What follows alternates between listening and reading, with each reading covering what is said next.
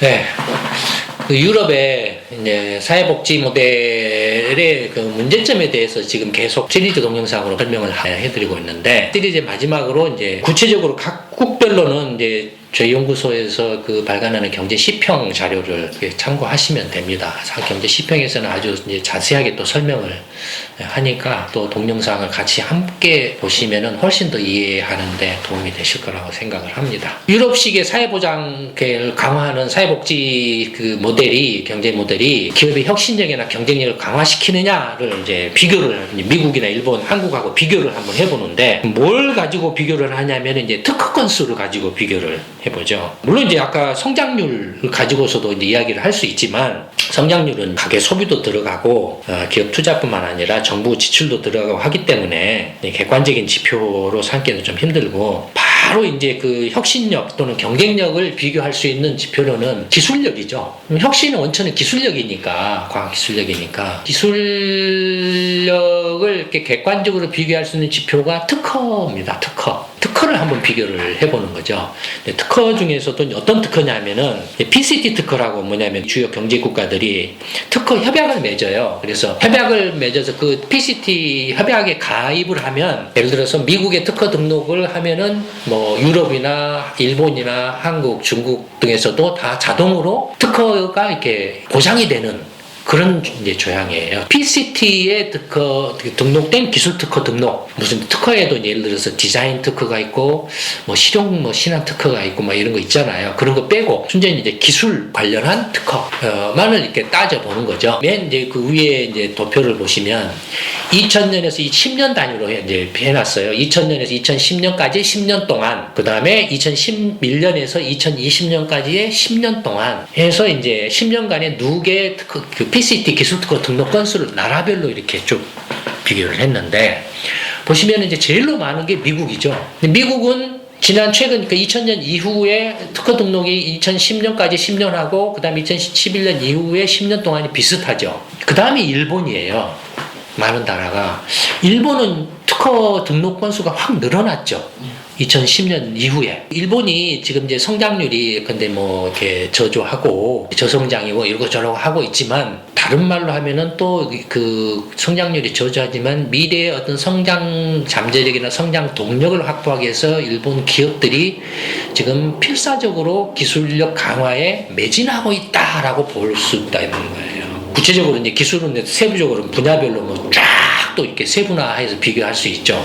그건 이제 우리 예전에 뭐 글로벌 경제 이슈에서도 설명을 해드렸고, 경제 시평에서도 설명을 하고, 경제 보고서 같은 데서도 설명을 하고 있으니, 이렇게 연구소 보고서를 또 참조해 보시면 또 이렇게 알 수 있을 겁니다. 이번에 또 경제 시평에서도 시리즈로 한번 또 이렇게 설명을 하려고 해요. 한번 시평도 한번 참고를 해 보시기 바랍니다.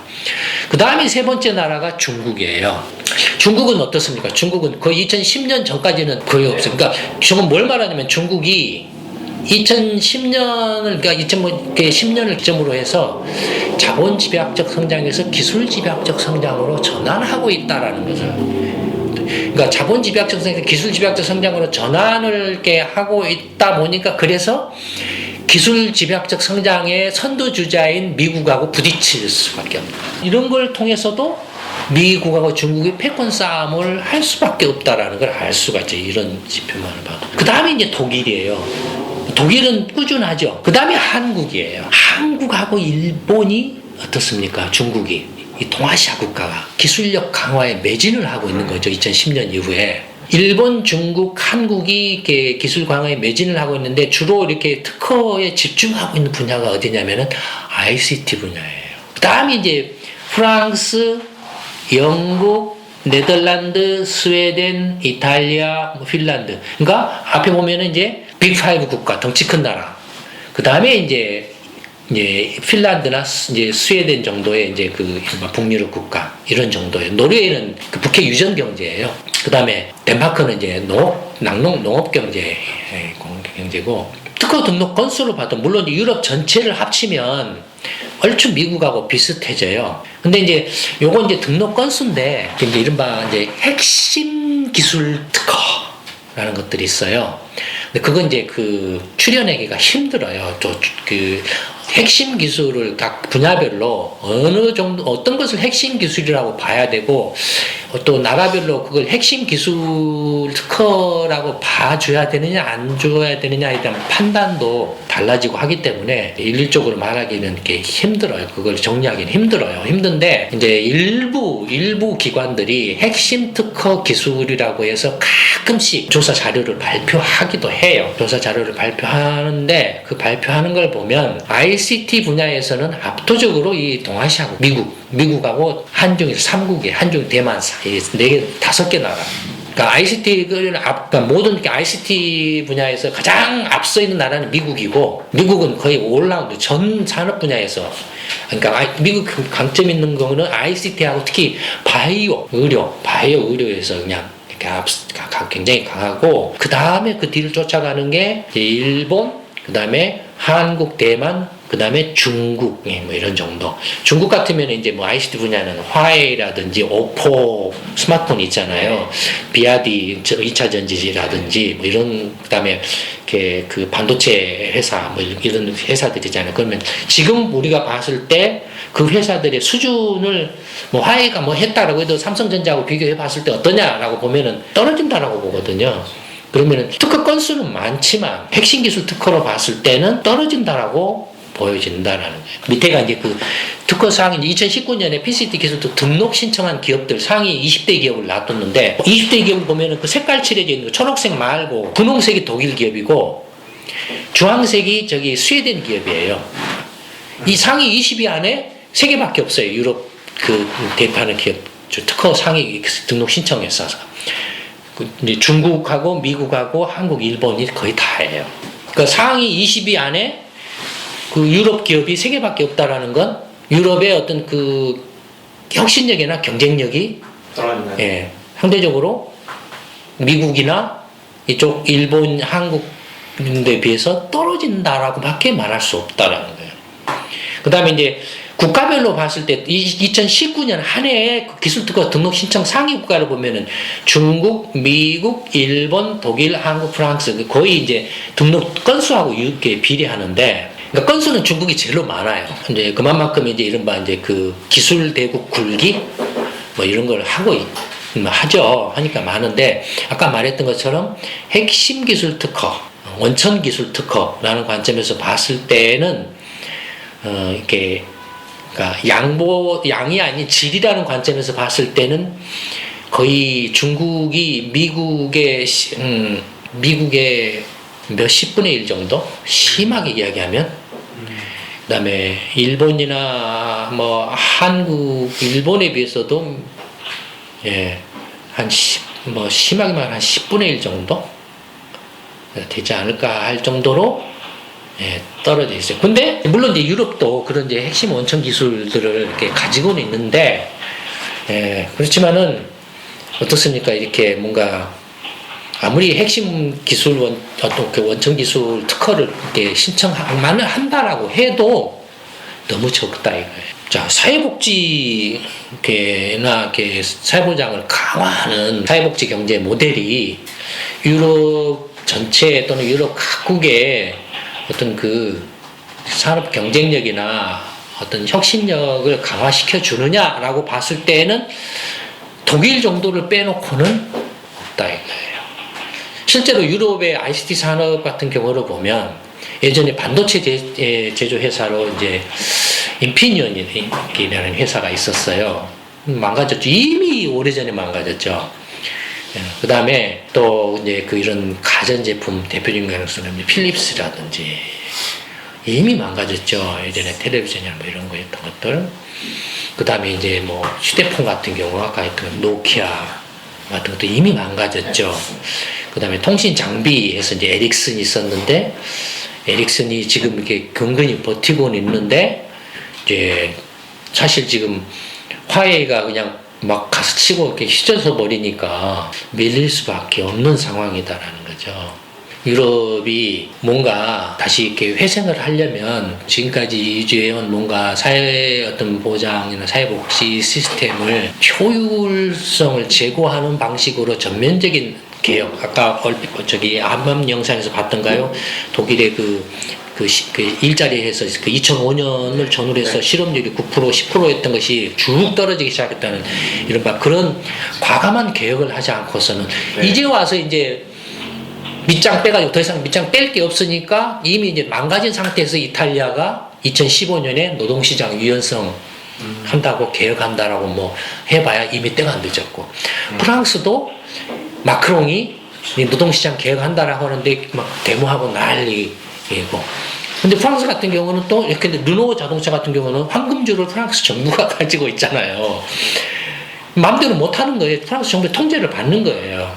그러니까 그런 것들을 근본적으로 좀 뭔가 과감한 개혁을 통해서 어떤 시장 경제의 어떤 가게나 기업들의 자율적인 어떤 그런 것들을 좀 활성화시켜주지 않으면 지금 이미 이제 유럽의 경우에는 계속 이렇게 가면 갈수록 망가질 수밖에 없지 않나라고 이렇게 보여져요. 이미 한계의 상황에 이르러 가지고 한계를 넘어선 나라도 있고 한계 상황에 도달하고 있고 그다음에 그걸 뒤쫓아가고 있고 쉽게 북유럽 복지국가들조차도 지금 뒤쫓아가고 있고 복지를 강화했는데 그 강화한 대가는 뭐냐면은 실업률을 이렇게 일자리를 잃어버리고 경쟁력을 잃어버리고 있다라는 거예요. 그러면 한국 같은 경우도 지금 일자리가 막 없어지고 불안정하고 그다음에 뭐 비정규직이 늘어나고 어쩌고저쩌고 하는데 그래서 그러면 해결책이 공무원 늘리고 공공부문 늘리고 그다음에 뭐 사회보장이나 사회복지를 강화하는 게 해결책이냐 이거예요. 아까도 말했던 것처럼 이전에도 말했던 유럽은 그나마 그동안에 한국보다도 20년 이상 싸우는 곳이라도 있었기 때문에 빼먹을 밑장이라도 좀 있었다 이거예요. 한국은 빼먹을 밑장도 없다 이거예요. 뭐 어떻게 해야 되느냐. 거기에서 이제 어떻게 그 경쟁력 있는 일자리를, 양질 일자리를 만들어낼 수 있는 경제 시스템이나 어떤 정책 대안을 만들어낼 수 있느냐가 핵심 관건이고, 그런 것들을 대안을 만들어내고 그걸 추진할 수 있는 사람이 대통령과 국회의원이 되고 장관이 돼서 국가를 경영을 해야 된다는 거예요. 그런 새로운 정치 세력이 만들어지지 않으면은, 그래서 그런 새로운 정치 세력이 국가를 경영하지 않으면 민주당이든 뭐 통합당이든 누구든 이미 망가지고 있잖아요. 이미 대책이 없다 이거예요. 당장에 지금 뭐 하루 먹고 살기도 힘들고 이렇게 굶어 죽을 판국인데 지금 단돈 이렇게 10,000원, 100,000원, 200,000원이라도 아쉬운데 그거라도 좀 이렇게 줘야 되는 거 아니냐. 코로나19 때문에 지금 뭐 아까도 이렇게 처음에 이야기했던 것처럼 세계 모든 나라가 지금 그런 식으로 하고 있죠. 이건 뭐 불가항력인 상황이기 때문에. 그러나 그것을 앞으로의 한국의 어떤 그 경제 모델로 만들어서는 안 된다 이거예요. 그럼 바로 망가져 버린다, 한국은. 바로 망가져 버리고. 그런 것을 이렇게 안 하고 이렇게 뭔가 이렇게 새로운 양질의 일자리를 만들어낼 수 있고 어떤 경쟁력을 강화할 수 있는 어떤 대안을 이렇게 생각할 능력도 안 되고 뭣도 안 되니까 맨 이제 그 꼼수나 부리고 사기나 조작이나 선동이나 이런 걸로 이렇게 해가지고 이렇게 이미지 조작이나 뭐 이런 걸로 해가지고 기만하면서 이렇게 나라를 망가뜨리고 있는데 국민들을 분열시키고 뭐 그런 식으로는 정말로 이렇게 대책이 없죠. 근데 제가 이렇게 계속 그 이제 이순신 프로젝트를 이렇게 말씀드리면서 강조를 해놓은 게 이순신 프로젝트에는 그런 그 양질의 일자리를 만들고 경쟁력을 높여서 이렇게 지속 가능한 성장을 할 수 있는 그런 대안들을 이미 이렇게 연구를 해놨다. 그러니 한번 믿어보고 이순신 프로젝트 한번 같이 참여를 해보시라. 사회 각계각층에 어떤 그 뜻이 있는 그 다음에 전문가 집단들이 참여를 해서 함께 또 지혜를 모아서 이렇게 이해관계나 의견들을 이렇게 조정하면서 해갈 수 있는 그런 게 방법들이 있다. 그냥 한번 참여해서 나라를 좀 바꿔보자 라고 이렇게 말씀을 드렸는데 이 동영상을 보신다면 이순신 프로젝트에 한번 관심을 가지고 참여를 해보세요. 그걸 한번 말해 주세요. 구체적으로 설명해 줘야 어떤 방법인지 설명해 주세요 라고들 이야기를 하시죠. 제가 이미 여러 번 계속 말씀드리죠. 설명해 줄 수 없다고. 설명해 줄 수 없는 이유 중에 하나가 뭐냐면 제가 의사 예를 많이 들었죠. 돌팔이 의사 전문가 옆에 문제를 해결할 수 있는 전문 의사가 있는데 응급 환자가 생겼어요. 중병 환자가 있는데 그걸 치료할 수 있는 전문 의사가 있는데 주소들은 돌팔이들이 옆에 전문 의사한테 와가지고 네 나한테 치료할 수 있는 법을 알려줘. 내가 저 고칠 거야. 내가 치료할 거야. 라고 하는 것하고 똑같다라고 이렇게 말씀을 드렸죠. 그와 같아요. 그러니까 이게 무슨 왼쪽에 그 답을 써놓고 그 답을 감춰두는 게 아니고 의사가 환자를 치료하는 것과 똑같아요. 경제 시스템을 바꿔가는 것도 이게 과정이에요. 프로세스예요. 프로세스이지 답이 있어가지고 답을 딱 하면은 중환자가 불떡 일어서서 그냥 나았다 하고 가는 그런 게 아니다. 일단 이제 유럽의 복지국가 모델의 그 문제점과 한계에 대해서 그래서 그와 관련해서 또 한국에서 이제 코로나19와 관련해서 사회보장이나 복지를 강화하자. 그래서 세금 막 걷자 어쩌자 막 돈꼴 빼먹는 말도 안 되는 황당무계한 그 소리들을 많이 하고 있는데 그와 관련해서 이렇게 한번 국민들이 유럽의 사례를 예로 들어서 문제의 어떤 뭐랄까 핵심이랄까 그 본질에 대해서 좀 이해를 좀 올바로 하실 수 있도록 한번 이렇게 영상을 만들어 봤습니다. 이걸로서 일단 이제 그 영상 시리즈는 마치도록 하겠습니다. 감사합니다.